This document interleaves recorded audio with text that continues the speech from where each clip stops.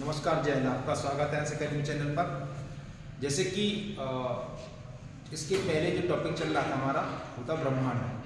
तो ब्रह्मांड को हमने ये समझा था कि ब्रह्मांड की अवधारणा और जो ब्रह्मांड की थ्योरियाँ क्या हैं।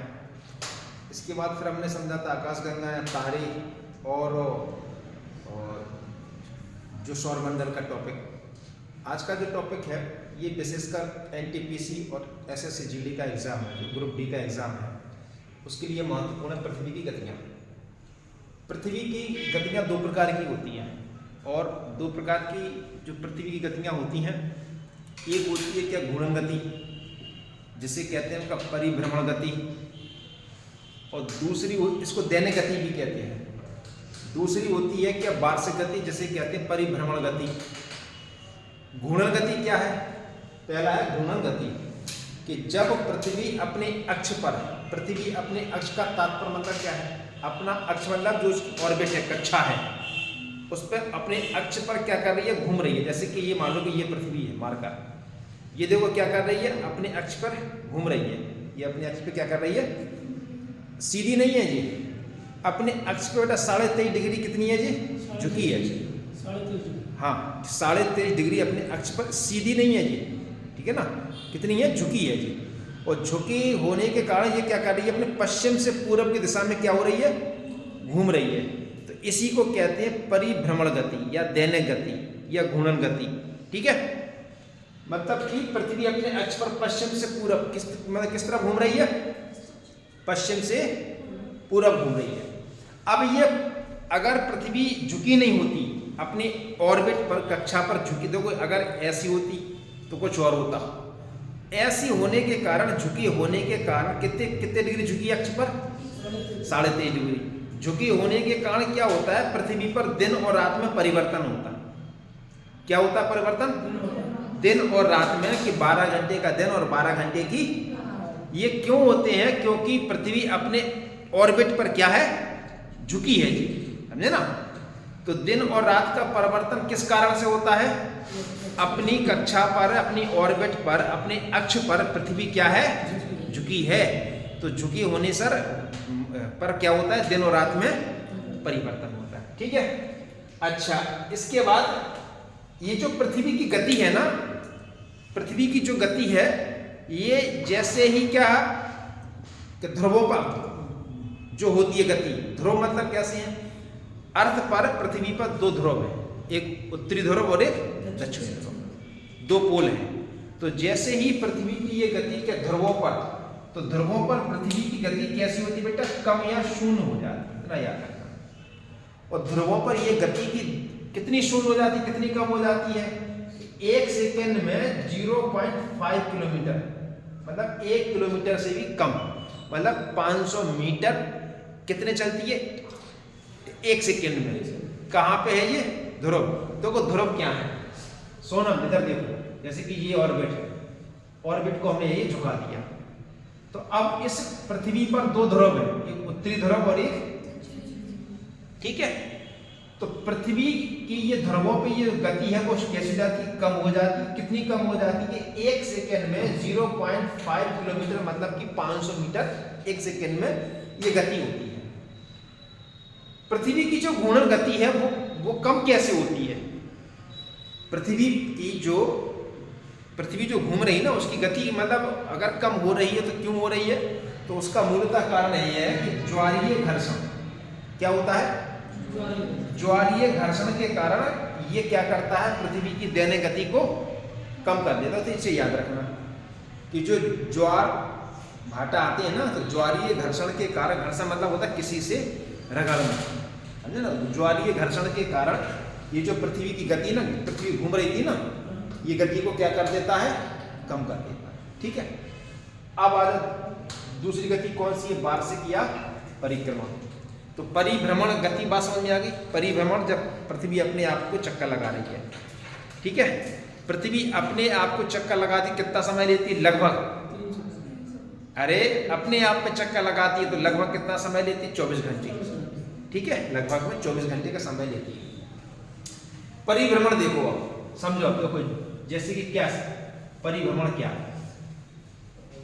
ये है बेटा सूर्य, ठीक। और ये है पृथ्वी। अब पृथ्वी क्या कर रही है, अपने आपको तो चक्कर लगा ही रही है, साथ ही साथ किसके चक्कर लगा रही है, ये सूर्य की भी परिक्रमा लगा रही है। जितने भी प्लानेट हैं सौर मंडल में, हम कल समझाए थे, जितने भी ग्रह हैं वे सब सूर्य के चक्कर लगा रहे हैं। अब जब पृथ्वी जब सूर्य के चक्कर लगाती है सौरव, इस प्रकार का एक आकार बनाती है, ठीक। और जी आकार आपको कैसा दिख रहा है, अंडाकार सा दिख रहा है ना, है ना। किसके चक्कर लगा रही है, पृथ्वी। तो जब पृथ्वी सूर्य के चक्कर लगाती है, इसी को कहते हैं परिक्रमा, किसी की परिक्रमा करना। हम जब मंदिर में जाते हैं ना, या किसी वृक्ष की परिक्रमा लगाते हैं ना, किसी के चक्कर नहीं लगाती, तो वो क्या हुई, हमारी एक परिक्रमा हो गई। तो परिक्रमा मतलब किसी के चक्कर लगाना, ठीक है। परिक्रमा मतलब किसी के, पृथ्वी किसके चक्कर लगा रही है। अच्छा, अब देखो कौन सा आकार में चक्कर लगाती है बेटा, अंडाकार, जिसको कहते हैं जियोड। ये आकार को क्या कहते हैं बेटा हम, और ये जो आकार में चक्कर लगाती है तो ये कक्षा का निर्माण होता है, जिसे कहते हैं भूकक्षा। इसी आकार को हम क्या कहते हैं, पृथ्वी की कक्षा। भू मतलब पृथ्वी, पृथ्वी की कक्षा है। तो जो अंडाकार मार्ग बना हुआ है ना, कौन से मार्ग का निर्माण कर रही है पृथ्वी जब सूर्य के चक्कर लगाती है, अंडाकार, जियोड। जियोड मतलब अंडाकार, ठीक है ना। तो जो अंडाकार मार्ग का निर्माण करती है, इसी को कहते हैं हम क्या, भूकक्षा। क्या कहते हैं हम। और इस परिक्रमा लगने में पृथ्वी को 365 दिन का समय और 6 घंटे लग जाते हैं। कितना समय लग जाता है, 365 दिन और कितना समय, 6 घंटे का एक परिक्रमा। सूर्य जब पृथ्वी अपने अक्ष पे घूमती है तो बेटा कितना समय लगता है, 24 घंटे लगभग, ठीक है। जब पृथ्वी ये सूर्य के चक्कर लगा लेती है पूरा, तो कितना समय लग जाता है, 365 दिन 6 घंटे लगभग में लगना जी, ठीक है। इसी को कहते हैं परिक्रमा, इसी को कहते हैं क्या, वार्षिक। ठीक, इतनी बात समझ में आ गई। चलो अब आगे बढ़ो। अब देखो जब पृथ्वी सूर्य के चक्कर लगा रही है ना, तो फिर क्या होता है, ऋतुओं में परिवर्तन।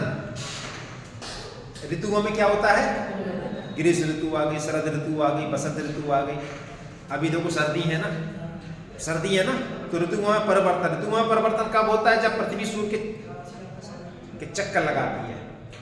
दिन और रात में परिवर्तन किस कारण होता है, जब पृथ्वी अपने अक्ष पे घूमती है।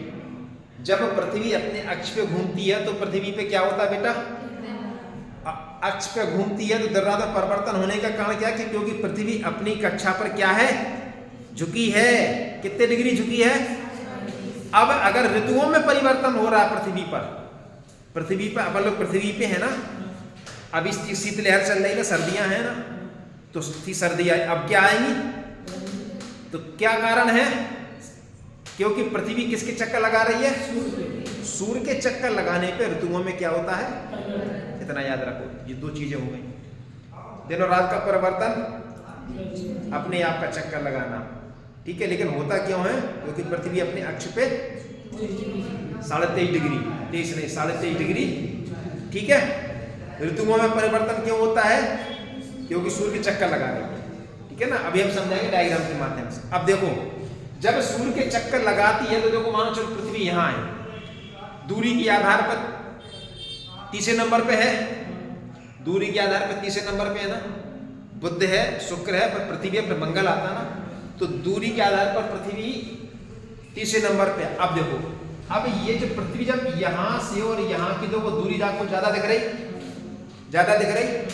जब पृथ्वी सूर्य से सबसे ज्यादा दूर होती है, तो कल हम क्या लगाए थे, वो दूरी कितनी होती है, 15 करोड़ लगभग, 15.21 करोड़ की दूरी होती है जी। मतलब कि सौरभ पृथ्वी और सूर्य की सबसे ज्यादा दूरी कितनी होती है, 15.21 करोड़। और इस जब पृथ्वी सूर्य से सबसे ज्यादा दूर होती है तो इसे कहते हैं बेटा का अपसौर। क्या कहते हैं हम, अपसौर। क्या कहते हैं इसको हम, जब पृथ्वी सूर्य से सबसे दूर हो, दूर मतलब कितनी दूरी होती है, 15.21 करोड़, इसको क्या कहते हैं हम, अपसौर कहते हैं। अब देखो जब पृथ्वी इसी जब घूमती हुई आ रही है ना, तो देखो ये पास में आ गई है ना, ये पृथ्वी मान हुई, क्योंकि हमने क्या बना दी, पृथ्वी के साथ घूम रही है ना, तो इसके जब पास में आ गई ना पृथ्वी, तो जो दूरी आपको क्या दिख रही है, कम दिख रही है ना सूर्य से, तो कितनी हो जाते हैं 14.70। ये दूरी कितनी है 14.7 करोड़, ये बताए थे ना हम कल। अच्छा ये दूरी जो होती है इसे कहते हैं क्या, उपसौर। क्या कहते हैं हम, उपसौर। मतलब बेटा कि जब पृथ्वी सूर्य के पास होती है, सबसे नजदीक होती है, तो दूरी क्या हो जाती है, कम। दूरी क्या होती है, कम। कितनी कम होती है, 14.70 करोड़। ठीक है, और ये जो उपसौर होता है बेटा, ये 3 जनवरी को होता है। कब होता है, उपसौर कब होता है, 3 जनवरी को। तो उपसौर की स्थिति कब होती है, 3 जनवरी। और अपसौर की स्थिति क्या होती है, इसे कहते हैं अपसौर। इसकी होती है बेटा 4 जुलाई। तो 4 जुलाई और 3 जनवरी का कंसेप्ट समझ में आ रहा। 4 जुलाई मतलब पृथ्वी सूर्य से सबसे दूर है, ठीक है दोरा। और 3 जनवरी मतलब पृथ्वी सबसे सूर्य के नजदीक है। दूरी कितनी हो गई है, दूरी अगर देखो ये डिस्टेंस है 14.70, 3 जनवरी को कहलाएगा। क्या है, 3 जनवरी, उसे क्या कहते हैं हम, उपसौर। अपसौर क्या होता है, जब दूर हो, जब दूर हो तो उस दिन क्या होता है, 4 जुलाई, समझे ना। पृथ्वी सबसे दूरस्थ बिंदु पे हो सूर्य से, पृथ्वी सबसे निकटतम बिंदु पे हो। दूरस्थ बिंदु और निकटतम बिंदु। दूरस्थ बिंदु मतलब 4 जुलाई और निकटतम बिंदु मतलब 3 जनवरी। निकटतम बिंदु मतलब कि दूरी कम हो जाती है और दूरस्थ बिंदु मतलब कि दूरी बढ़ जाती है, ठीक है ना। तो भूकक्षा समझ में आया, जीवोड़ समझ में आया, उपसौर अपसौर समझ में आए। अब देखो अब होता क्या है कि दिन और रात का छोटा बड़ा होना। अगली कहानी क्या है आपका, दिन और रात का छोटा बड़ा होना। दिन और रात छोटे बड़े क्यों होते हैं, अगर पृथ्वी सूर्य के परिक्रमा नहीं लगाती, समझे ना, तो दिन और रात में परिवर्तन नहीं होता। अर्थ पे झुकी है तो दिन और रात में परिवर्तन होता है। 12 घंटे का दिन और 12 घंटे क्या होती है बेटा, रातें होती है ना।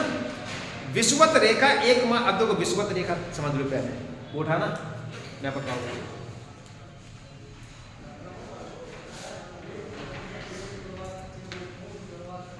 देखो इधर ये है आपका एटलस। देखो अब भूमध्य रेखा कहां पे है, देखो ये है बेटा भूमध्य रेखा। भूमध्य रेखा पर सूर्य मतलब दिन और रात कैसी होती है, बराबर की होती है। मतलब यहाँ पर चेंजेस नहीं होते। चेंजेस कहाँ होते हैं, उत्तरी गोलार्ध और दक्षिणी गोलार्ध। अभी देखो ये है बेटा कर्क रेखा, ठीक है, और ये आपकी है मकर रेखा, ठीक है। अब विषुवत रेखा पे सूर्य कितनी बार चमकता है, 2 बार। कितनी बार चमकता है, 2 बार चमकता है। कब कब चमकता है, या तो 21 या 22 मार्च होगी या 30 सितंबर, ठीक, 2 बार हो गया। 21 जून को सूर्य कहां चमकेगा, 21 जून को सूर्य कहां लंबा चमकेगा, कर्क रेखा पर। कौन सी दिन होगी वो। और 22 दिसंबर को सूर्य कहां चमकता है, मकर रेखा पर लंबा चमकता है। जबकि सूर्य 2 बार कहां चमकेगा, भूमध्य, इस रेखा पर सूर्य 2 बार चमकेगा। तो भूमध्य रेखा पर बेटा ये मान लो कि अत्यधिक गर्मी और अत्यधिक बरसात होती है, भयंकर सर्दी और भयंकर गर्मी पड़ती है, समझे ना, भयंकर बरसात होती है। और ठीक है, लेकिन दिन और रात की स्थिति कैसी रहती, बराबर की रहती है। 6 माह है ध्रुव देखो कहां बेटा, ये वाला एरिया। दिन और रात की स्थिति कब होती है, दिन और रात की स्थिति भूमध्य रेखीय क्षेत्र पर बराबर होती है, ठीक है ना। दिन और रात की अवधि भूमध्य रेखीय क्षेत्र पर कैसी होती है, समान। चेंजेस कहाँ होती है, उत्तरी और दक्षिणी क्षेत्र में, ठीक है। जब सूर्य दूर होता है किसी भी भूभाग से तो दिन और रात में परिवर्तन होता है। अब 6 माह ध्रुवों पे क्या होती है, दिन और 6 माह यहाँ रात होगी और 6 माह यहाँ दिन होगा। कैसे होगा तो अगले टॉपिक में समझाएंगे, ठीक है ना। बात समझ में आ गई, आगे बढ़े, चलो ठीक है फिर आज